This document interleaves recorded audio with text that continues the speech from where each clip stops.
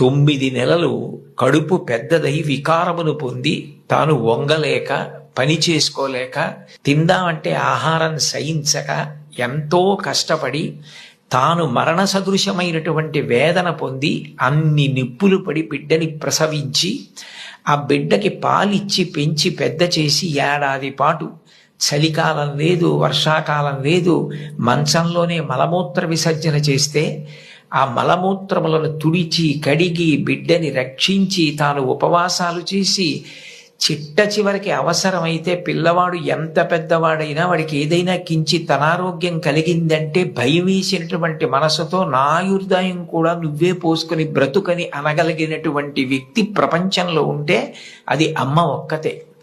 అందుకే అమ్మ లాంటి ప్రాణి లోకంలో లేదు.